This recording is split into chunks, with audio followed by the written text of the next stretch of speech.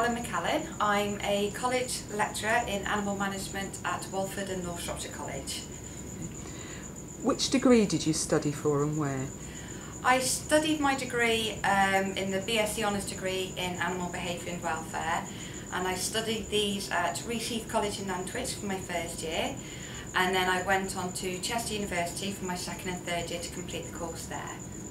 And why did you choose that programme, Helen?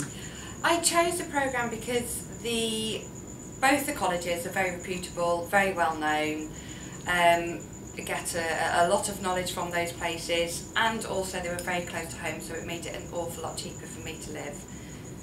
I didn't really know what career I wanted to do when I got the degree. Had a very limited knowledge on the types of careers that were out there, mainly the veterinary science, vet nursing, kennel work. But I knew that I wanted to make a difference with animals, so I was obviously going to be interested in their welfare, and the behaviour of animals has always really interested me as well. You know, why do they do the things they do? So obviously this was a degree that was the right one for me. So tell me about the career path that you followed after leaving university until you came to your current job. Well, since leaving university, when I graduated, I came out with a 2-2 BSc Honours degree.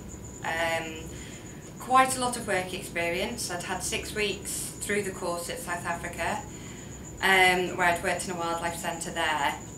Other than that, I didn't really know sort of what field to go down. So I was put in touch with a lady in Much Wenlock at Coohan House Wildlife Rescue, and through her I started to learn the trade of rescuing British wildlife, rehabilitating them, releasing them back out into the wild again, how they were treated,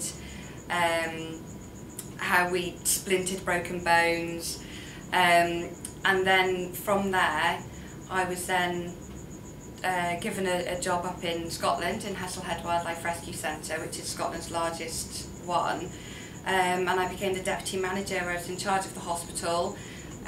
So all the patients that were coming in each day, I would have to look at them, check what was going on with them, treat them, and in sort of like the height of the season, you were getting in over 40-50 patients a day. So there was a lot of teamwork that went on with sort of sorting out all rescues and releases and treating animals.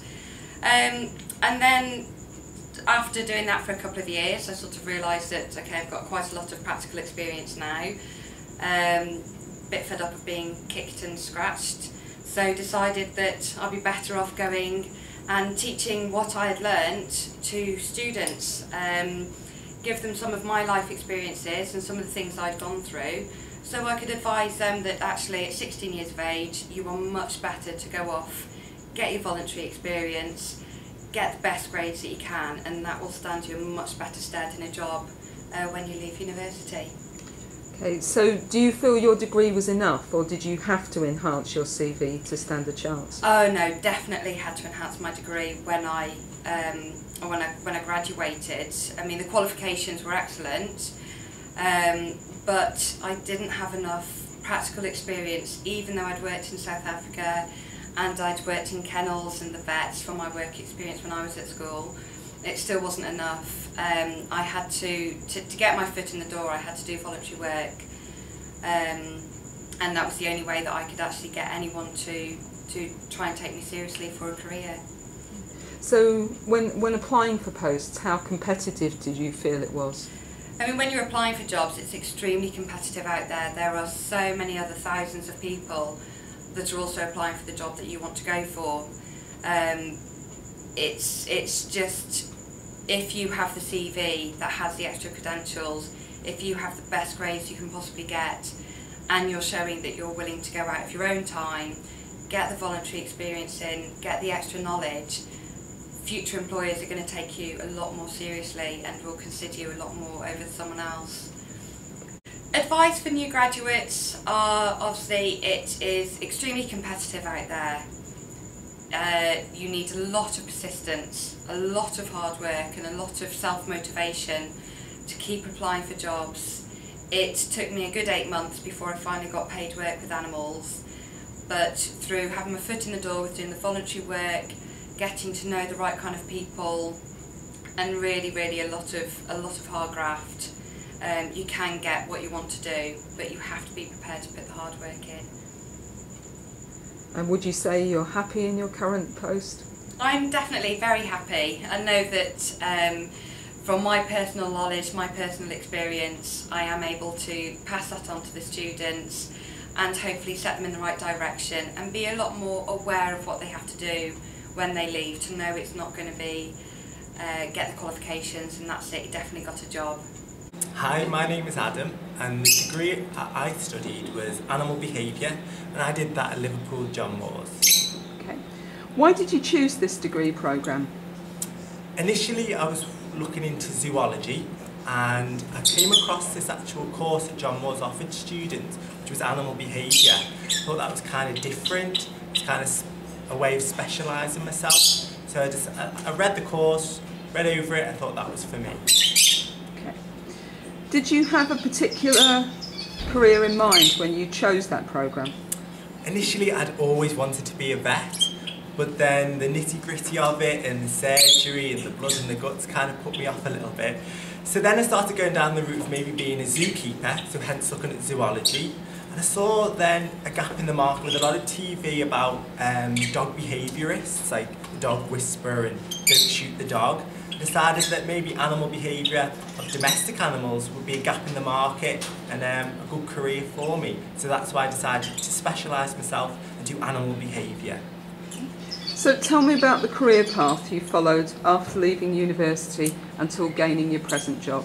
So on graduation I maintained a part-time job just as a sales assistant in a shop, and I got some money behind me, and then I saved up and volunteered. So I went over to America, Florida, Tampa Bay, and did a volunteer of 3 months, 3-month period at Big Cat Rescue, which is a sanctuary for tigers, big cats like lions, bobcats, those sorts of things. And I did an internship where they taught me all the husbandry and how to be an animal keeper really. Came back to the UK, to a mass recession, so I did some volunteer work at a urban farm where I lived. So again, that was giving me some new skills on how to look after livestock, basically from chickens all the way up to cattle and donkeys. I then got some paid employment. This was at Knowsley Safari Park in Merseyside, and that was as an education officer, where I was allowed to also do some volunteer work as a keeper as well, looking after giraffes, as well as doing my paid employment where I'd be teaching school groups that come in, teaching them the national curriculum from variety of life to conservation issues as well. So was your degree enough, or did you have to enhance your CV to get work? I think I didn't realise that, I thought initially that my degree would be enough, but I started to realise in the 3rd year of uni that I needed to make myself stand out. I was in a room with about 100 other people who were all going to have the same degree as me, so I needed to make myself sellable, and I decided that to get some practical experience I would do this volunteer work. So I went over to America, that's why I did the urban farm, and I think that is what got me my paid employment at Knowsley.